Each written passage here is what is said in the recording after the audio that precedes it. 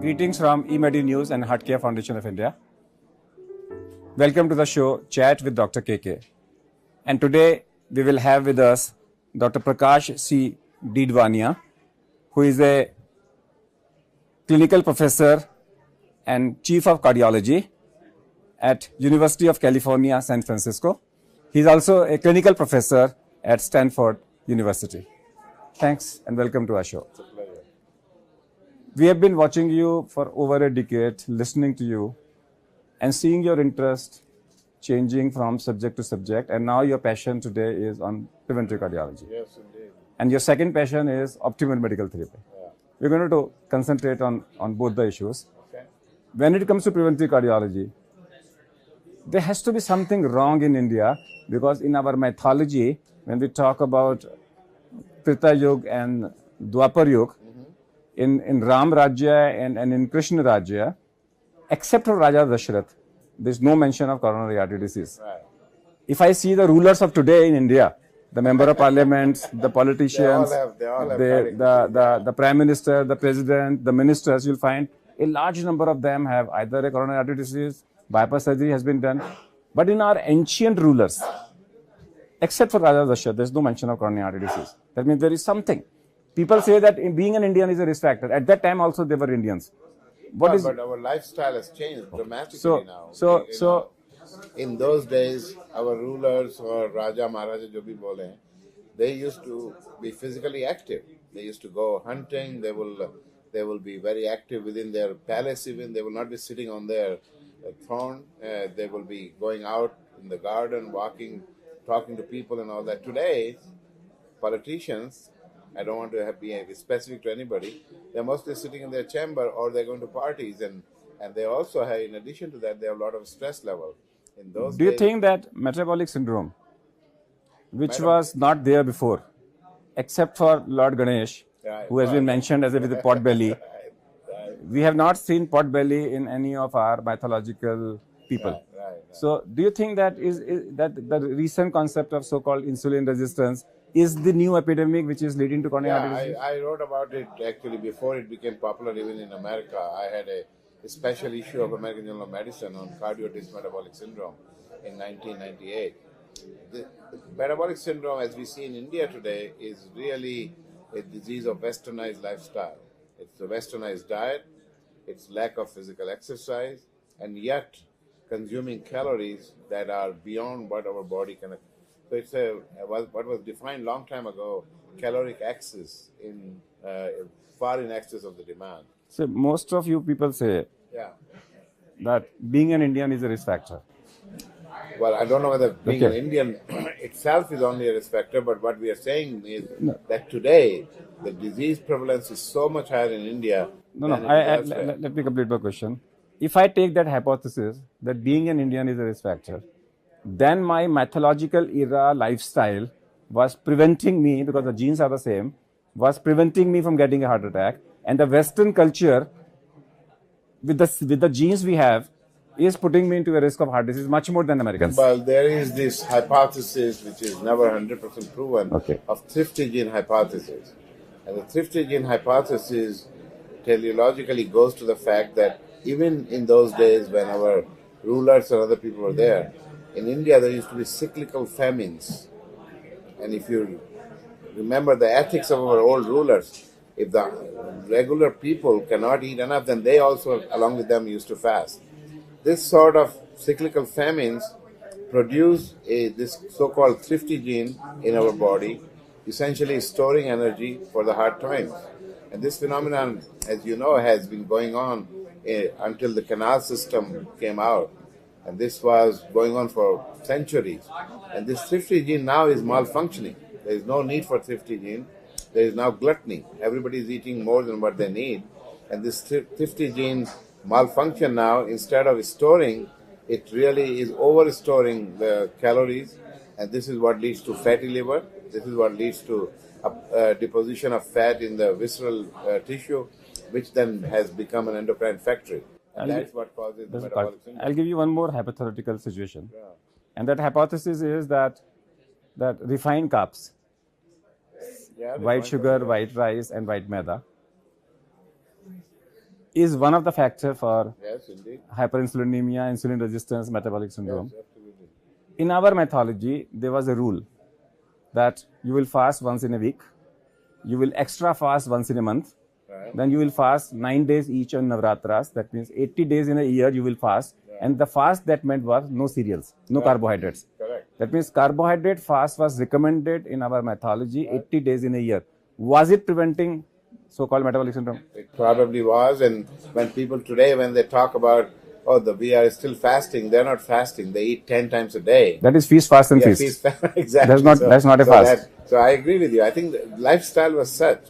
A lot of physical activity, these kind of fasting. And no cereals, 80 days in a year. And even not just no cereal. We used to eat a lot of pulses, a lot of cereals that were whole rather than eating these refined carbohydrates.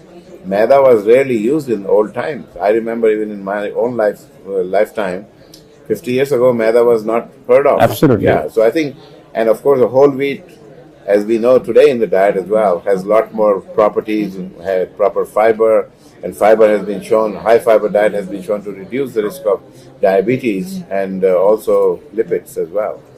When I teach my patients, I've created a formula of 80 and I would like your comments on it. Okay. My formula of 80 is that keep your lower blood pressure, fasting sugar, abdominal circumference, LDL cholesterol, and resting heart rate. Preferably all below 80. I think that's For that, walk 80 minutes a day. 80 minutes a week should be brisk walking. And brisk walking means minimum 80 steps in a minute. Eat less, not more than 80 grams of caloric food or 80 ml of caloric liquid at a time. Fast 80 days in a year. That means do not take cereals 80 days in a year. Do not take alcohol if you take less than 80 ml or less than 80 grams in a week. Do not smoke or you will end up with a 80,000 rupees stent. Do not sit in an atmosphere with more than 80 decibels of noise pollution that can cause high blood pressure. Do 80 cycles of pranayama in a day. Give 80 minutes to yourself. And if you are a heart patient, ask your doctor for 80 milligram of aspirin and 80 milligram of atorvastatin or any statin. I think that's a very good. That's a way of. That's a very good formula. But let me ask you, how many of your patients are able to do all of this? That's the problem. Even if you see, what I do with my patients is, all my patients, I make them come to me for 3 months every day in the morning from 7 to 9. They have to listen to me in a discipline program. I have a complete discipline program, and in 3 months, 90% of them, then they follow it up. They follow it up. At 5 years, I have 70 to 80% of them who are following it up. But for that, I need them 3 months with me, 2 hours every day. Well, then I must compliment you. You are one of the most successful person who has been able to maintain the lifestyle, therapeutic lifestyle change, because this is a drastic change in their lifestyle, and if they're able to maintain it, that's definitely would work. Okay, when I talk to the optimal medical therapy, when we talk about the COURAGE trial and we talk about optimal medical therapy in chronic stable angina, what is the current stand today for angina? If a patient is not in emergency, no ACS. Current stance, and this is what we discussed this morning in one of the plenary session, is for patients who have stable angina or who simply have what happens in India quite frequently, just a positive treadmill, which is done for just checkup and all that. There's absolutely no reason, rhyme, or evidence that they need to undergo any kind of revascularization. That is an absolute rubbish nonsense. That is something that is wasting a lot of money and creating an abnormal milieu in their coronary vascular tree. That's only going to create more problems. There is absolutely no evidence that doing any angioplasty, even in patients who have multivessel disease or even bypass, in today's day and age, I'm not even sure that I agree with our own data and others, the left main disease need to be revascularized, because those are old data. Today we can stabilize the plaque even in left main disease.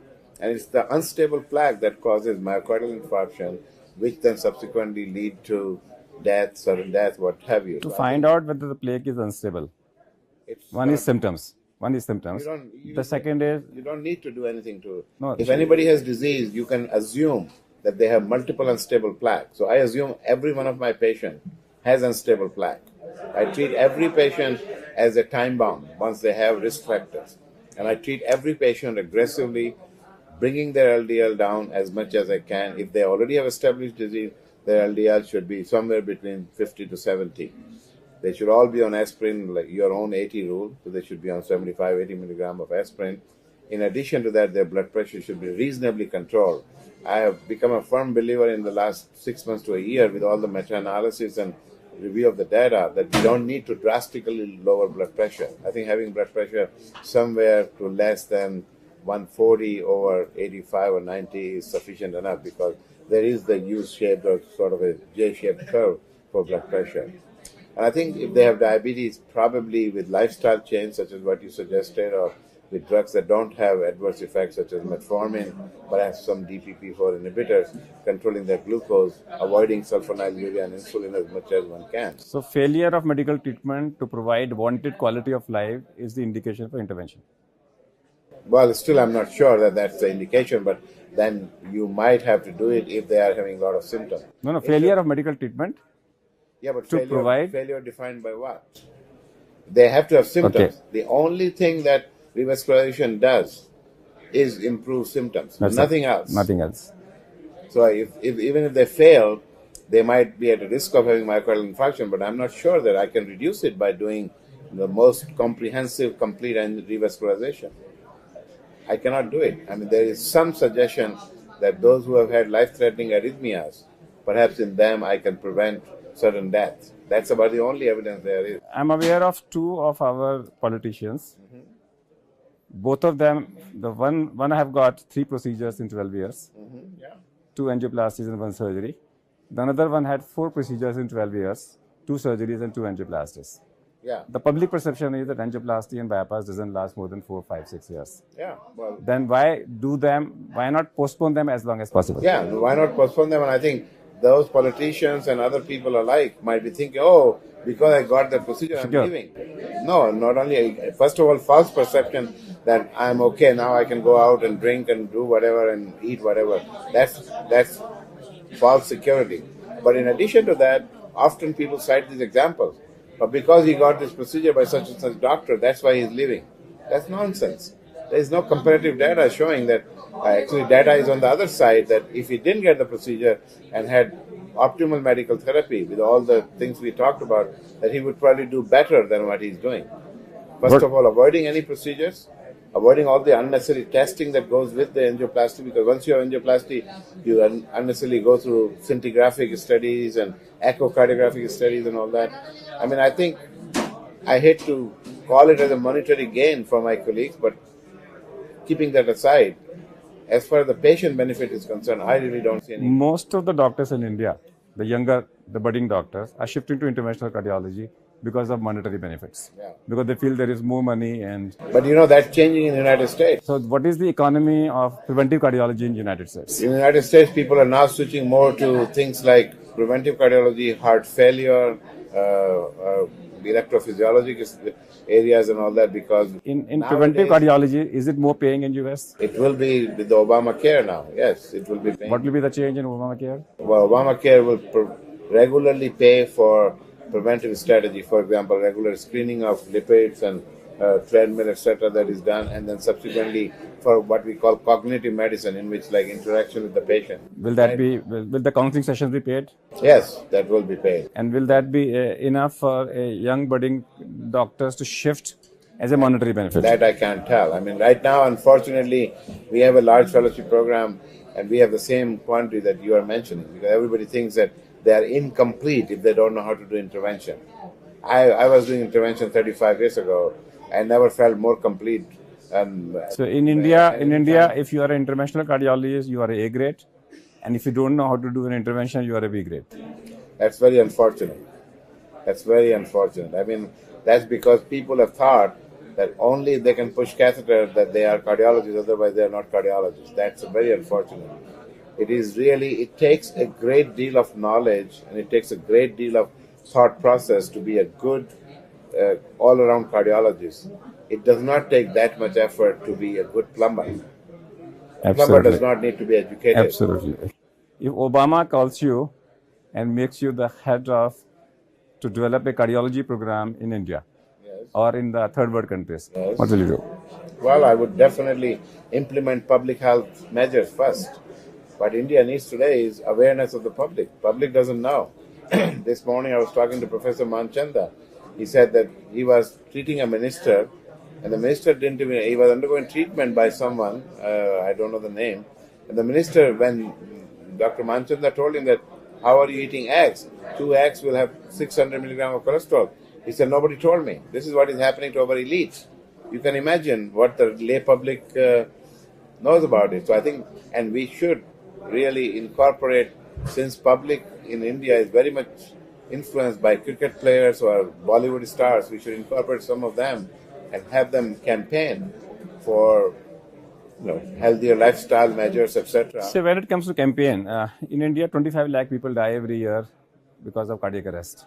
Minimum. 18 lakhs of them die before reaching the hospital. Right. The answer lies in training public in hands-only CPR.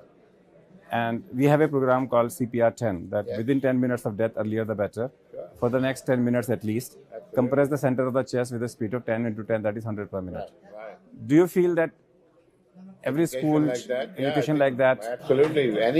Anything like that we can do, and it doesn't need to be perfect. We don't need to always say that it has to be, everybody needs to have basic CPR training.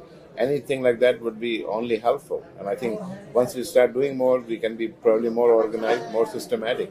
But any effort like that, for example, there was a question in the session I was lecturing today. They said, should we do a ApoB and ApoA lipoprotein? I said, no, absolutely rubbish. We don't need to do it. We can't even, right now, 80% of the patients here don't even know what their LDL is, and they don't know what it means. So we should just do basic things. We don't need to make life more complicated. Now, your passion has been a medical profession. Yes. I know you belong to a doctor's family. And I also know that your children has not chosen to be a medical field. They have chosen to be either attorney or in a musician, in an artist.